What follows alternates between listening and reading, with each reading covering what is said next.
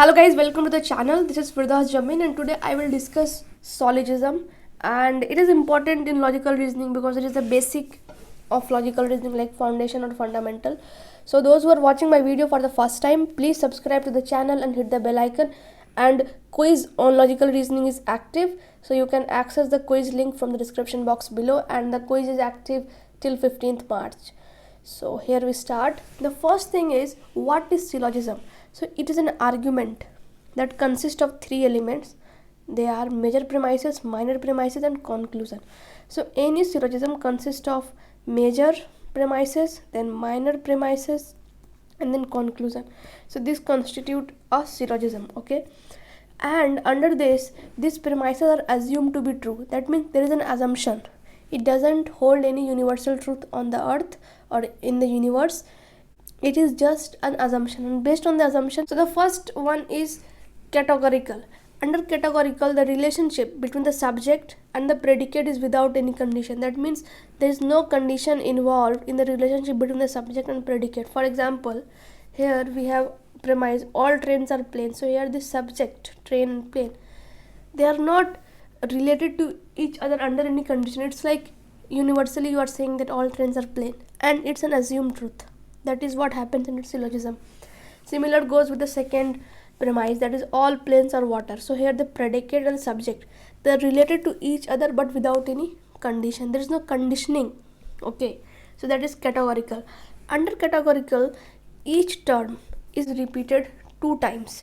So here we have term like minor term is train, okay, and then we have water as a major term. So each term is repeated twice. Just have a look: water, water, train, train, plane, plane. So under categorical, each term is repeated twice. It is important. Next we have hypothetical, okay. So it is conditional. The relationship between the subject and the predicate is conditional. For example, if it rains, he will not attend. So attending something is related to rain. If it is raining, then he will not attend. If it doesn't rain, he will attend.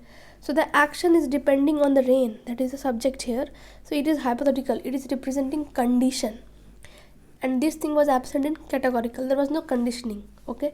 Next we have disjunctive. So it asserts alteration. Like it is not clear. For example, either he is courageous or he is strong. So nothing is clear that whether he is courageous or he is strong. We are just saying either, maybe or may not be. So under disjunctive, the thing is about maybe, that nothing is clear, either or, okay. So it is disjunctive. Next we have relational. So under relational, there is a relation between various terms in order. So whatever term is there, there will be a relation between them, and that relation will follow a particular order or format. For example, here we have A is greater than B is greater than C. So this is following a particular order, okay. This is arranged in a particular fashion. That is, A is greater than B, B is then C, C is then D. It's like ascending order, okay. So here we can conclude that A is greater than D, right, from this relation. So under relational, there is a relation between various terms which are shown in a particular order or format. This was about types. Now next we have rules. It is important, okay. Rules are very important. The first one is, every reduction should contain exactly three terms.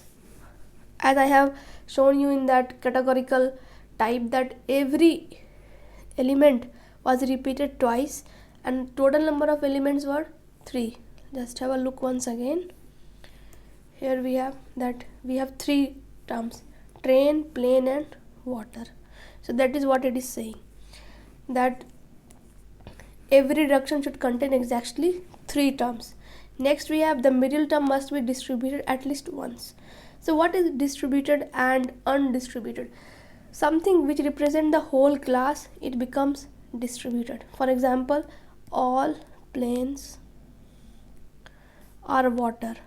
So here the whole class of plane is represented. So plane is what? It is distributed, but water is not distributed under this, okay. So it is counted under distributed form. So middle term must be distributed at least once. So whatever middle term is there, it should be distributed at least once. I have discussed about distributed and undistributed under classification of proposition.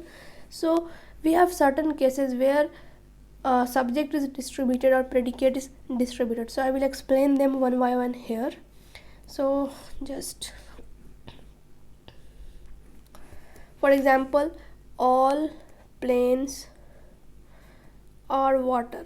Okay, so this is the case of A, that is universal positive. Under this only subject is distributed, that is plane. Okay, then next we have no planes are water. This is a case of universal negative. So under this we can represent it like this, that is no planes are water. So here this whole class of plane and this whole class of water is separated. Okay, so here both the subject and the predicate are distributed. Okay, getting the point. And the third case is of particular negative, that is some planes are not water. So this is the case of O. So under this we will draw a Venn diagram. Some, this is plane, the some portion is not water. So here it is representing the whole class of water, right? So here water become distributed, but here it is talking about some, not whole. So here it will become undistributed. Okay, so these are the three cases under which we can see that how subject and predicate are distributed. Okay, so I hope you must have understood this, or else go and watch that video where I have explained it under that types of proposition. So it is now next rule is, if one of the premise is negative, conclusion must be negative. So if anyone, whether major or minor, if any one of them is negative, then the conclusion is going to be in negative. Fourth one is, if any of the premises is particular, particular means some or some not, then the conclusion must be particular. So it's like, if it is negative, then at least one conclusion must be negative. If it is particular, then the conclusion must be particular. Next rule we have, if both the premises are particular, no conclusion can be drawn. So if both the premises, like for example statement is there, some water are bad and some bad are worst. So here in both the cases we have the case of particular, right? So under that particular scenario there is no conclusion. Same goes with the negative. If both the premises are negative, no conclusion can be drawn. So let's understand it with the help of examples. So we just hold. First we will look at this one, some water are bad. Okay, some water, sorry, not water, some bad are wolf. So under this both are in particular, so no conclusion can be drawn, but we can draw inference from this.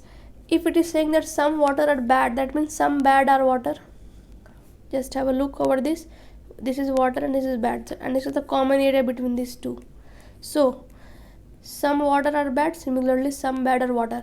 So from this inference can be drawn, but no conclusion. To understand the difference between inference and conclusion, please do watch the video on practice set. It will be uploaded soon.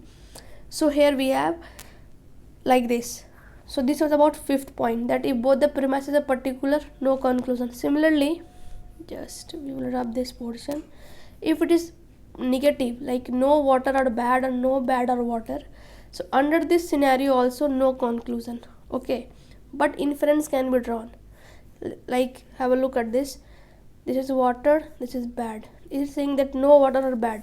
This is inference when we try to reverse this statement, and that is also true, but no conclusion can be drawn because both the premises are in negative. Okay, I hope you must have understood this now.